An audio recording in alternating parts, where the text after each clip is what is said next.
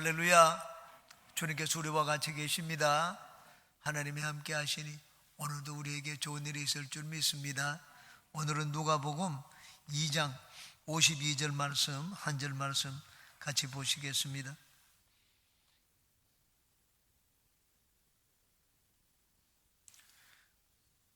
누가복음 2장 52절 다 같이 합독합니다.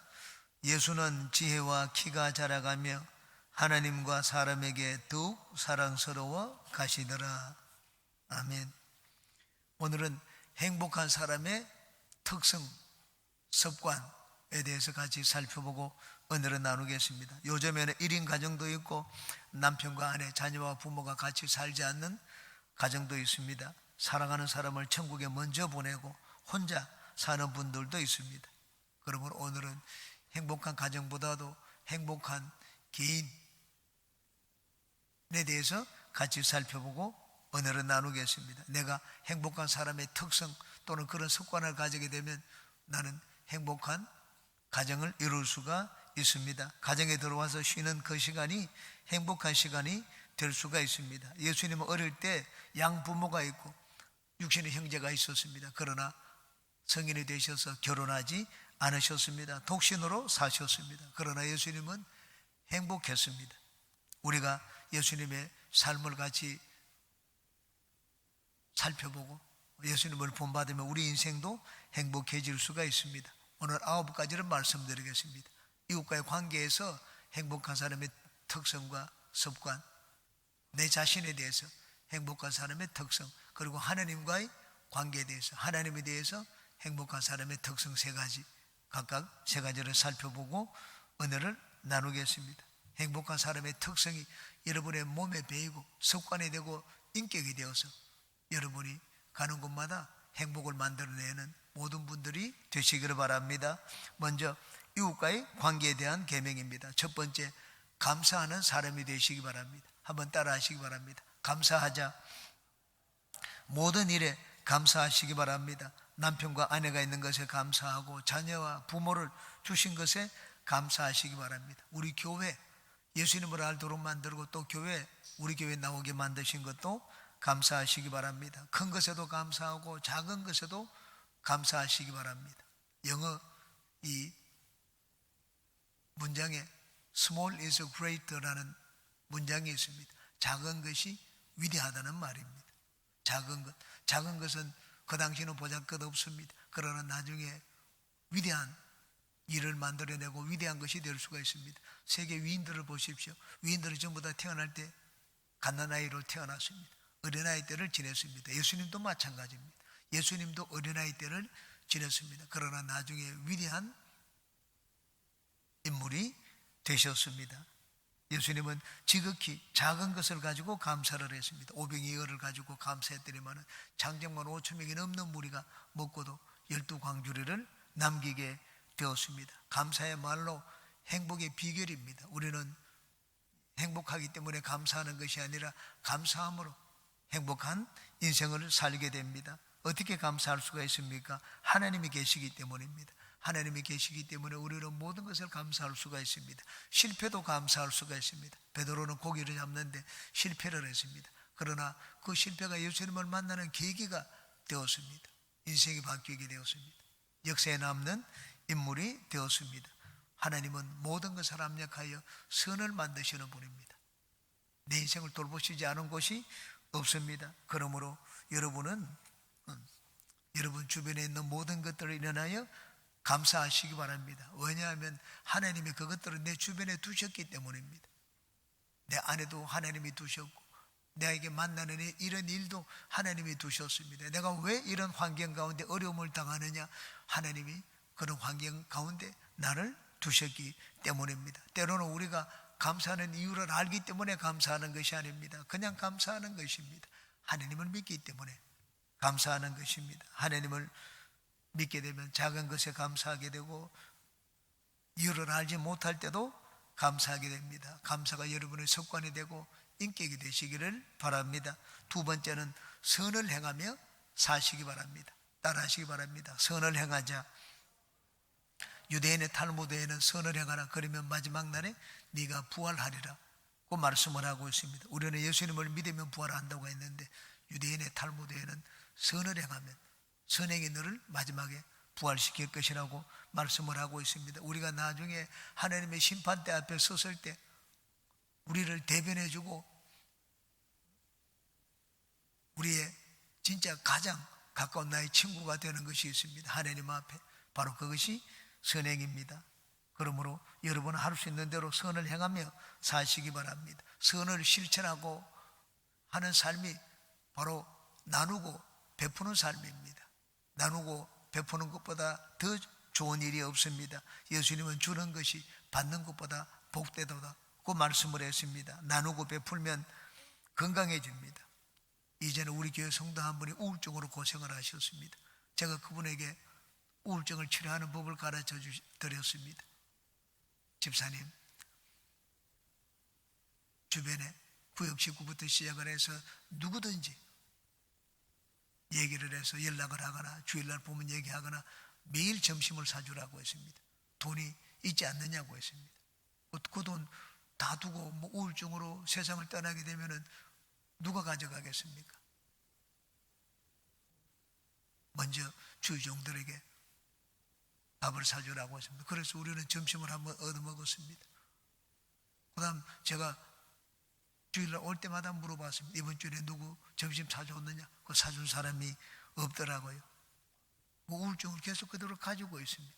여러분은 우울증을 치료하는 제일 좋은 방법이 나눠주는 것입니다. 오드리 헵번은 말했습니다. 슬픔의 유일한 치료자는 나눔이며 사랑의 나눔이야말로 그 어떤 전쟁과 죽음보다 더 강하다고 얘기를 했습니다. 심리학자들은 말하기를 이 주는 삶, 나누고 이 베풀고 구제하는 사람들이 그렇지 않은 사람보다 더 건강하고 행복하며 장수한다. 그런 연구 결과를 발표를 했습니다. 록펠러는 50대 중반에 알 수 없는 병에 걸렸습니다. 의사는 5년은 넘지 못한다고 했습니다. 그런데 45년이나 더 살았습니다. 나누어주고 난 다음에 완전히 인생관을 바꾸었습니다. 이전에는 나를 위해서 살았지만 이제는 내가 세상을 위해서 하나님을 위해서 살겠다. 그래서 나눠주고 베푸는 삶을 시작을 했습니다. 일전에 추적 60분에서 선행을 하는 사람을 여러 사람 소개해 준 적이 있습니다. 그 중에 이 해마다 연말이 되면 쌀 포대를 이 주민센터에 갖다 놓는 분이 있었습니다. 100푸대, 150푸대, 몇백만 원이 됩니다. 그래서 추적 60분에서 연락을 받고 난 다음에 해마다 그런 일이 있기에 그 해는 기다리고 있다가 그 사람을 추적해서 봤습니다. 추적해가지고 왜 그런 일을 하는지 물어봤습니다. 그랬더니 이게 언론에 알려지면 자기가 곤란해진다고 했습니다. 누구한테 설명해야 되고 특히 아내한테 설명을 해야 되니까 곤란해진다고 했습니다. 왜 이런 일을 합니까? 이런 일을 하면은 자기도 알지 못하는 그런 기쁨과 행복을 느낀다고 얘기를 했습니다. 나누고 베풀면 행복감을 느낍니다. 이게 하나님의 세워놓은 법칙입니다. 하나님은 누구에게 행복을 주는가? 나누고 베푸는 자가 행복을 느끼도록 하나님이 우주에 그런 법칙을 만들어 놓았습니다. 여러분은 선을 많이 행하고 나누고 베품으로 하나님이 주시는 행복을 느끼는 인생들이 되시기를 주의 이름으로 축원합니다. 그 다음 세 번째, 이웃과 좋은 관계를 가지시기 바랍니다. 한번 따라 하시기 바랍니다. 이웃과 좋은 관계를 갖자. 인간은 사회적인 동물이라고 합니다. 사회적인 동물이란 관계 속에서 살아가는 존재라는 말입니다. 인간은 혼자서 살면 외롭습니다. 하나님이 아담을 만드시고 난 다음에 혼자 지내는 것 보니 참 하나님이 마음이 좋지 않았습니다. 혼자 사는 것이 좋지 않구나. 내가 짝을 만들어줘야 되겠다. 그래서 아담에게 하와를 만들어 주셨습니다. 짐승들도 마찬가지입니다. 혼자 살 때보다 같이 살면 훨씬 더 짐승들이 오래 삽니다. 연구 실험을 해봤습니다. 버클리 대학에서, 미국의 유명한 버클리 대학에서 쥐를 가지고 흥미로운 실험을 했습니다. 쥐가 혼자 있을 때는 먹이를 먹고 얼마나 오래 사는지 봤습니다. 600일을 살다가 죽었습니다. 두 번째, 5마리가 함께 음식을 먹도록 했습니다. 5마리가 함께 음식을 먹으니까는 700일을 살았습니다. 100일을 더 살았습니다. 세 번째는 쥐를 사람의 손바닥 위에 올려놓았습니다. 그리고는 먹고 싶다, 더 먹고 싶으면 더 주고, 또 먹기 싫다고 하면 또 다른 것을 먹여주기도 하고, 손바닥 위에서 쥐에게 이 사람과 이 교감을 하면서 그렇게 길렀습니다. 그랬더니만은 950일을 살았습니다. 혼자 살 때보다 1배 반 이상 더 사는 그런 연구 결과를 보게 되었습니다. 연구팀은 이 실험을 통해서 동물들도 더불어 살게 되면 사랑의 힘을 주고받고 하면 그 결과로 평안하고 행복한 마음으로 수명이 연장된다는 결과를 발표했습니다. 우리가 사랑하게 되면 더 행복해집니다. 사랑하게 되면 더 오래 살게 됩니다. 여러분은 가족 간에 서로 사랑하고 친구 간에 서로 사랑하고 아는 사람이 있으면 서로 사랑을 주고받고 사시기 바랍니다. 사랑은 다른 것이 아닙니다. 사랑은 관계를 맺고 사는 것을 말합니다. 좋은 관계를 맺고 사는 것입니다. 상대방을 위해주고 상대방을 살려주고 상대방을 세워주고 하는 그런 관계가 바로 사랑입니다. 이 관계가 좋아지게 되면 마음이 편안하고 행복하고 잠도 잘 잘 수가 있습니다. 관계가 헝클어지면 누워도 마음이 편하지를 않습니다. 이웃과의 관계가 불편하면 발 뻗고 편안하게 잘 수가 없습니다. 한마디로 행복하게 살 수가 없습니다. 여러분은 여러분 주위에 그 사람이 누구든지 가정이면 가족들, 학교, 교회 오면은 우리 교우들, 바깥에 나가면은 친구들, 직장에 가면은 이 직장 동료들, 누구든지 간에 내 이웃과 좋은 관계를 맺고 사는 여러분이 되시기를 주 이름으로 축원합니다. 그다음 내 자신에 대한 이 특성입니다. 세 가지를 말씀드립니다. 첫 번째, 많이 웃으면서 사시기 바랍니다. 한번 따라 하시기 바랍니다. 웃고 살자. 웃으면 건강에 좋습니다. 일소라고 합니다. 한번 화내면 한번 늙고 한번 웃으면 한번 젊어진다고 했습니다. 웃으면 오래 삽니다. 제가 퀴즈를 잘 냅니다. 여러분, 하루에 1분을 웃으면 이틀을 더 산다고 합니다. 하루에 1분씩 그 10년을 웃으면 얼마를 더 삽니까? 장로님, 하루에 1분씩 10년을 웃으면 얼마를 더 삽니까? 이 결혼식 주례에 참석을 늘 안 하셨던 모양입니다. 네. 1분을 웃으면 이틀을 더 살면, 제가 그 질문을 하는 맞추는 애들이 없었습니다. 근데 이제 조카가 단번에 맞추더라고요. 앞으로 동계사는 네가 하라고 얘가 얘기를 했습니다. 하루에 1분씩 1분 웃으면 이틀을 더 살면, 그렇게 1분씩 10년을 웃으면 20년을 더 삽니다. 여러분, 100세 죽을 사람은 120세까지 살 수가 있습니다. 너무 오래 산다고 생각하면 인생을 쓰며 살고, 오래 살고 싶은 사람들은 웃으며 사시기 바랍니다. TV를 보더라도 웃음을 주는 프로를 많이 보시기 바랍니다. 요즘은 TV나 동영상 보면 막 웃기는 그런 짤막한 영상들이 많이 있습니다. 제가 말씀을 준비하면서 지난주에 이번 주에 이 TV 이 동영상을, 유튜브 동영상을 봤습니다. 하나를 봤는데 웃기더라고요. 근데 올려보니까 계속 그 밑 재밌는 게 있어가지고 1시간 동안 그걸 봤습니다. 짤막한 거. 10초, 20초 밖에 안 되는 내용인데 웃기더라고요. 웃기니까 그 보면서도 저 혼자 웃었습니다. 깔깔대고 웃은 것도 있고 속으로 웃은 것도 있었습니다. 웃고 나니 기분이 좋았습니다. 자꾸 웃다 보면 내 인상도 달라집니다. 웃는 상이 됩니다. 말을 할 때도 얼굴의 모양이 밝은 모습이 됩니다. 상대방을 기분 좋게 만들어주는 그런 인상을 갖게 됩니다. 여러분, 웃고 즐기면서 인생을 사시기 바랍니다. 웃으면 행복해집니다. 인간은 웃음을 가진 유일한 동물입니다. 행복하기 때문에 웃는 게 아니라 웃기 때문에 인간은 행복해집니다. 웃으면 정신적인 건강에도 좋고 육체적인 건강에도 좋습니다. 제가 이걸 읽어보고 저는 웃었습니다. 유대인들은 유머 감각이 뛰어납니다. 여러분은 어떤지는 모르겠습니다. 어느 유태인 아버지가 아들에게 물었습니다. 얘야, 셋에다가 셋을 더하면 얼마냐? 9이라고 그러더라고요. 아버지가 기가 막혔습니다. 얘야, 셋에다가 셋을 더하면 6이지 어떻게 9이 되느냐? 아들이 대답을 했습니다. 내가 만약에 9이라고 얘기하면 아버지가 셋을 깎을 것 아닙니까?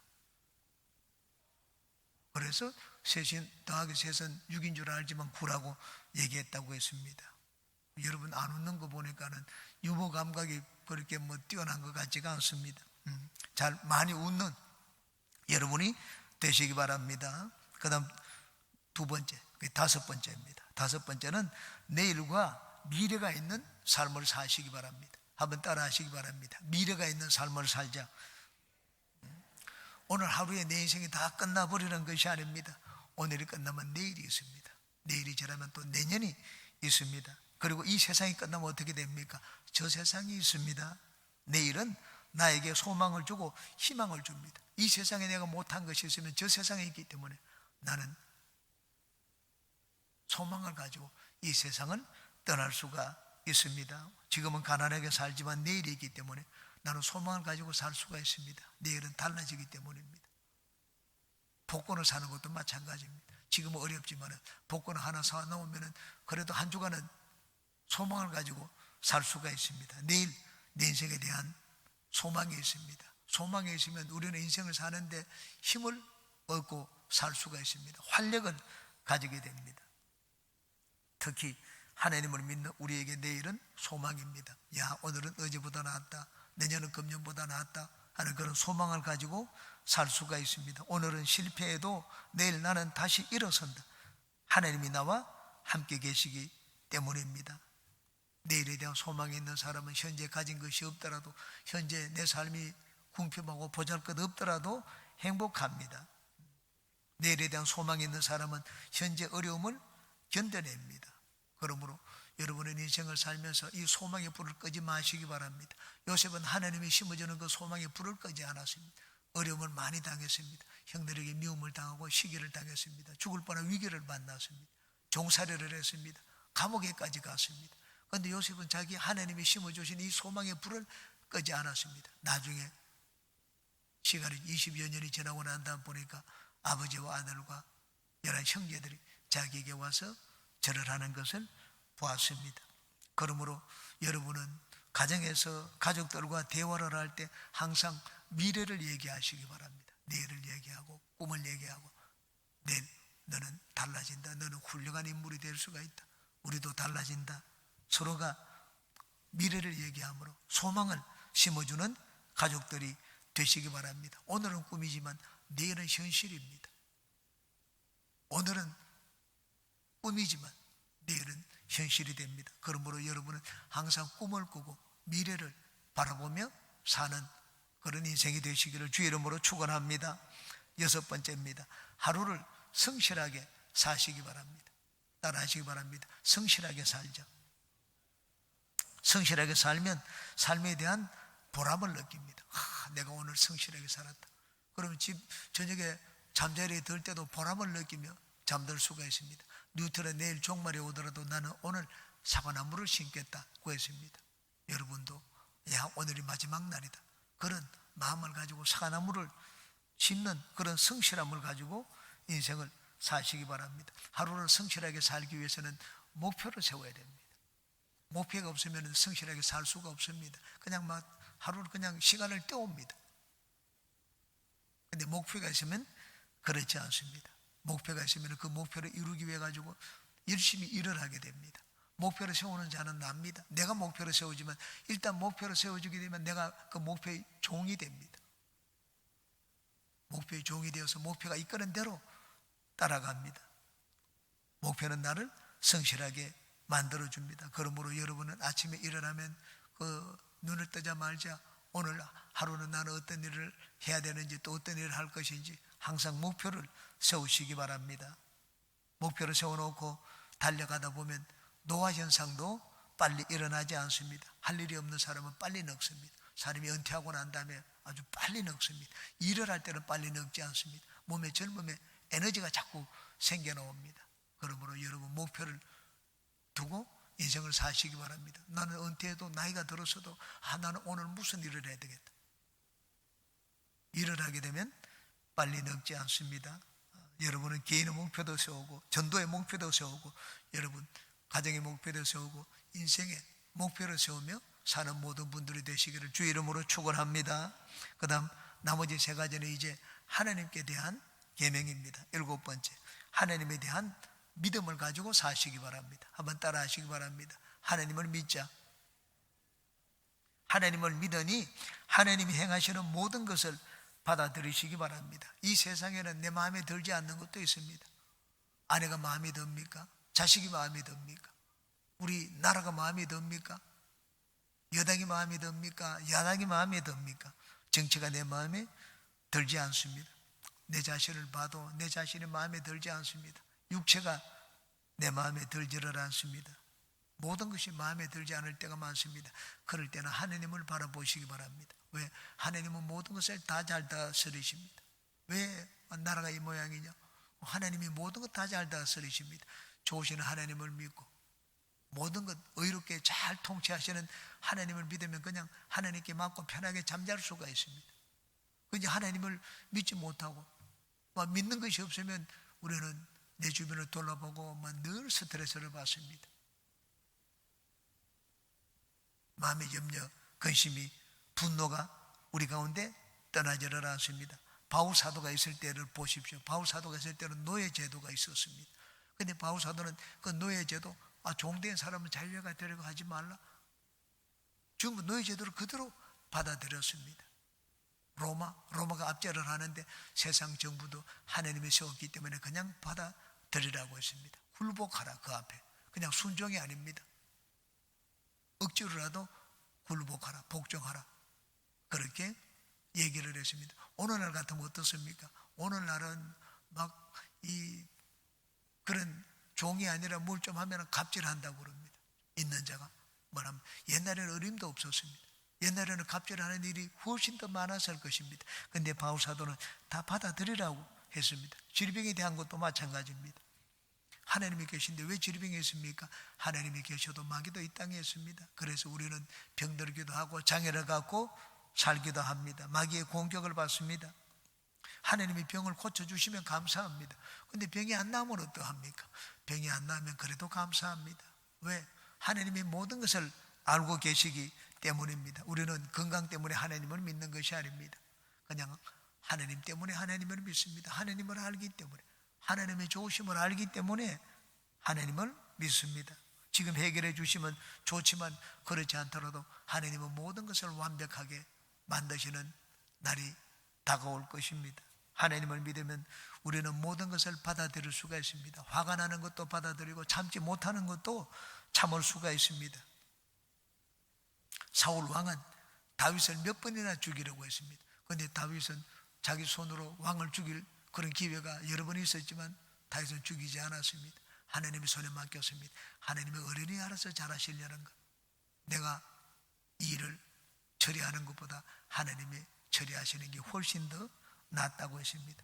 그 쫓겨다니고 억울한 일을 당하는 것, 다윗은 그 환경을 원망하지 않았습니다. 다윗은 참으로 행복한 인생을 살았습니다. 하나님을 믿었기 때문입니다. 시편 보십시오. 시편은 다윗이 그런 처했던 환경이 그냥 억울하고 원통하고 분하고 하는 그런 환경이 많았습니다. 그런데 다윗은 그 시편에서 하나님을 믿는 자의 행복을 노래를 했습니다.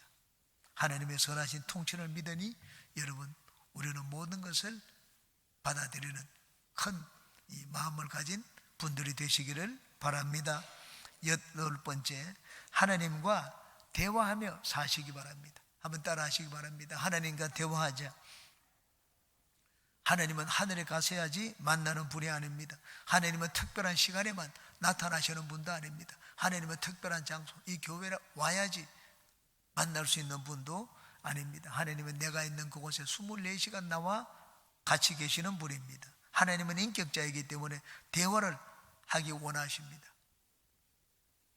하나님은 인격자이기 때문에. 그러므로 내가 하나님과 자꾸 대화를 하다 보면은 처음에는 어색하게 보이지만 나중에는 어색하지 않습니다. 저는 가끔 우리 강아지와 대화를 합니다. 야, 미키야, 네가 황제다. 네 내 말을 알아듣겠니? 또 집에 가고 주차를 하고 나면 그 옆에 사과나무가 있습니다. 사과야, 이렇게 많이 달려줘서 고맙다. 사과가 마치 대화를 할 수 있는 것처럼, 어린아이에서 인격 가진 존재인 것처럼 그렇게 대화를 하는 때가 있습니다. 하나님에 대해서도 마찬가지입니다. 하나님이 눈에 안 보이는데 하나님이 어디 계시느냐? 에녹이 있을 때 하나님은 눈에 보이지 않았습니다. 그런데 에녹은 하나님과 300년 동안 대화를 했습니다. 그것도 매일매일 대화를 했습니다. 300년 동안 하나님과 동행했다. 동행했다는 말은 손잡고 같이 살았다는 말입니다. 하나님은 24시간 내 곁에 나와 같이 계십니다. 우리는 지금은 너무나 확실하게 알지 않습니까? 예수님이 올라가서 우리에게 하늘 보좌에 오르셔서 성령을 우리에게 보내주셨습니다. 그러므로 24시간 성령 하나님은 우리와 같이 계십니다. 성령님은 우리가 성령님을 찾고 부르고 대화하기를 원하십니다. 여러분, 하나님을 너무 어렵게 생각하지 마십시오. 하나님은 언제든지 기다리고 계십니다. 우리가 하나님을 찾고 하나님과 대화하기를 기다리십니다. 그러므로 여러분은 항상 하나님을 곁에 모시고 사십시오. 여러분, 좋은 사람을 만나도 마음이 즐겁습니다. 하나님 만나면 즐겁지 않겠습니까? 행복이 어디 있습니까? 하나님을 모시고 사는 삶이 있습니다. 하나님을 가까이 모시고 하나님과 대화하는 삶에 행복이 있습니다. 여러분은 여러분의 인격에, 여러분의 입술에, 또 여러분 삶의 모든 곳에 하나님을 모시고 사시기를 주의 이름으로 축원합니다. 마지막 9번째입니다. 은혜를 체험하며 사시기 바랍니다. 한번 따라 하시기 바랍니다. 은혜를 체험하자. 하나님의 은혜는 우리에게 감격을 주고 감동을 주고 기쁨을 줍니다. 하나님의 은혜를 체험하게 되면 그 기쁨이 이루 말할 수가 없습니다. 최근에 의학이 다이돌핀이라는 것을 발견을 했습니다. 우리가 막 기쁘고 할 때는 엔돌핀이 나옵니다. 그 엔돌핀보다 4,000배가 강한 것이 다이돌핀입니다. 이 다이돌핀이 언제 나오는가? 아주 특별한 음악을 듣고 환희를 느꼈을 때, 그리고 막 아름다운 광경을 보고는 그냥 감탄을 하게 될 때, 영화를 보고 작품을 읽고 난 다음에 감격하게 될 때, 그리고 찬양을 들을 때, 설교 말씀을 들어서 감동을 받을 때, 그럴 때 우리 몸에서 다이돌핀이 나온다고 했습니다. 감동적인 체험, 감격적인 체험. 여러분, 감동적인 체험, 감격적인 체험을 신앙적인 표현으로 하면 무엇이 되겠습니까? 은혜의 체험입니다. 은혜의 체험. 하나님의 은혜를 받게 되면 우리 몸속에서 다이돌핀이 나옵니다. 그러므로 우리가 행복하기 위해서는, 건강하기 위해서는 항상 하나님의 은혜를 구하며 은혜를 체험하며 사는 여러분 되시기 바랍니다. 예수님을 믿는 사람이 세상 사람보다 더 행복할 수 있는 이유가 어디 있습니까? 예수님을 믿는 우리에게는 하나님의 은혜가 있습니다. 하나님의 은혜가 있는데 우리 삶을 변화시키고 나에게 행복을 줄 수 있는 그런 이 요소가 있는데 내가 그것을 구하지 않는다면 하나님은 참 섭섭하게 생각하실 것입니다. 우리는 예수님을 믿습니다. 왜 열심히 오늘도 주님 앞에 나와서 예배를 드립니까? 은혜를 믿기 때문입니다. 여러분, 하나님께 나아갈 때는 항상 은혜를 구하시기 때문입니다. 은혜를 체험하게 되면 안 먹어도 배부릅니다. 은혜를 체험하게 되면 나는 가진 것이 없어도 행복합니다. 여러분은 기도로 늘 은혜를 구하고 말씀의 은혜를 구하고 삶 가운데 하나님을 만나는 은혜를 구하며 사는 여러분 되시기를 주님의 이름으로 축원합니다.